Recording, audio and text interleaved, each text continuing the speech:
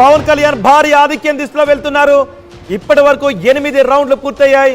8 రౌండ్లు పూర్తయ్యేసరికి పవన్ కళ్యాణ్ 40,000 ఓట్ల ఆధిక్యంలో ఉన్నారు. ఇంకా 10 రౌండ్లు ఉన్నాయి.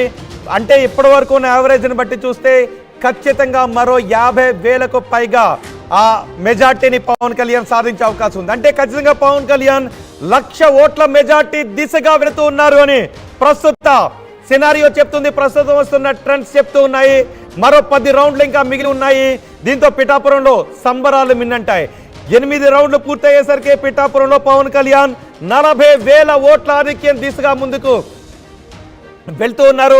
పవన్ కళ్యాణ్ 1,00,000 ఓట్లు సాధిస్తారా, 1,00,000 ఓట్లు మెజార్టీని సాధిస్తారా అంటూ భారీ ఎత్తున బెట్టింగ్స్ జరిగాయి. కానీ పవన్ కళ్యాణ్ ఒక దశలో నెక్ టు నెక్ ఉంటుంది వంగా గీత అని కూడా అనుకున్నారు. కానీ నెక్ టు నెక్ కాదు, ఏ మాత్రం కూడా వెనక్కు తిరిగి చూస్తే ప్రత్యర్థి ఎక్కడా కూడా కనిపించని విధంగా పవన్ కళ్యాణ్ పిఠాపురంలో దూసుకుపోతున్నారు.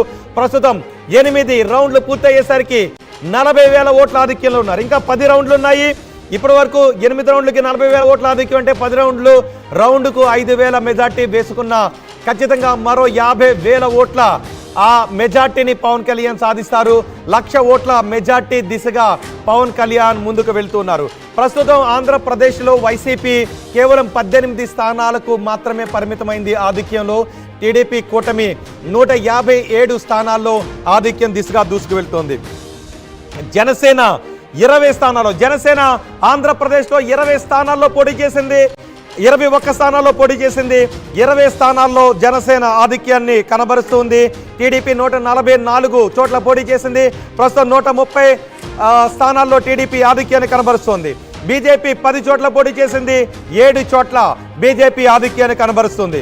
175 స్థానాల్లో వైసీపీ పోటీ చేసిన కేవలం 18 స్థానాల్లో మాత్రమే ఆధిక్యతను ఆంధ్రప్రదేశ్లో వైసీపీ కనబరుస్తుంది. ఒక్కసారి పిఠాపురం సంబంధించి సమాచారాన్ని మా ప్రతినిధి ప్రకాష్తో మాట్లాడదాం. ప్రకాష్, 1,00,000 ఓట్ల మెజార్టీ దిశగా పవన్ కళ్యాణ్ పిఠాపురంలో వెళ్తున్న పరిస్థితి కనిపిస్తోంది. ఇంకా 10 రౌండ్లు మిగిలి ఉన్నాయి.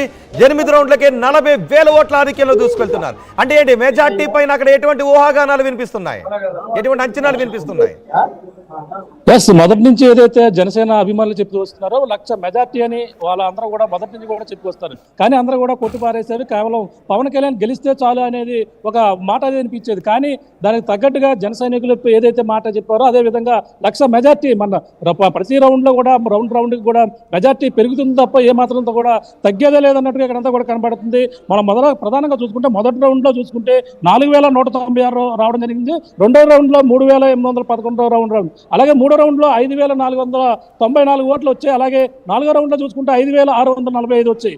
ఐదో రౌండ్లో చూసుకుంటే 3,673. అలా మొత్తంగా 5 రౌండ్లు పూర్తయ్యేసరికి ఇంకా జనసేన అధినేత పవన్ కళ్యాణ్ అయితే 40,693 ఓట్ల మెజార్టీతో కనపడుతున్నారు.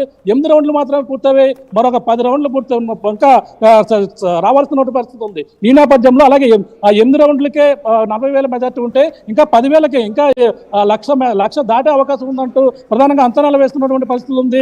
అలాగే ప్రధానంగా జనసేన పిఠాపురం నియోజకవర్గంలో పవన్ కళ్యాణ్ తో పాటు ఉమ్మడి తూర్పుగోదావరిలో పోటీ చేస్తున్నటువంటి జనసేన 5 స్థానాల్లో కూడా మొత్తం అన్ని కూడా మొత్తం ఆధిక్యత కనపరుస్తుంది. ఓ పక్కన రాజనగరంలో బత్తుల బలరామకృష్ణ కూడా భారీ అక్కడ ఆధిక్యత కనపరుస్తున్నారు. అలాగే గిడ్డి సత్యనారాయణ పి గన్నవరంలో ఆధిక్యత కనపరుస్తున్నారు. కాకినాడ రూరల్లో పంతం నానాజీ కూడా ఆధిక్యత కనపరుస్తున్నారు. అలాగే ప్రధానంగా చూసుకుంటే కందుల దుర్గేష్ కూడా స్వల్ప మెజార్టీతో నిండవల్లో కూడా ప్రధానంగా కనపడుతున్నారు. రాజాల్లో కూడా సేమ్ ఇదే పరిస్థితి. మొత్తం అన్ని నియోజకవర్గాలతో పాటు ఉమ్మడి తూర్పుగోదావరి జిల్లాలో కేవలం రామచంద్రపురంలోనే అనపర్తిలో వైసీపీ మొదట్లో కనిపించినప్పటికీ అలాగే రామచంద్రపురంలో కూడా టీడీపీ అభ్యర్థి అక్కడ కూడా ప్రధానంగా అక్కడ కూడా ముందంజలో ఉన్నటువంటి పరిస్థితి ఉంది. ఆ 10,000 మెజార్టీ పైన ఉన్నది. అలాగే అనపర్తిలో ఏదైతే బీజేపీ అభ్యర్థి నల్లమల్లి రామకృష్ణారెడ్డి కూడా బ్రేకింగ్ న్యూస్, రాజమండ్రి రూరల్ లో మంత్రి చెల్లిపోయిన వేణుగోపాల్ ఓడిపోయారు.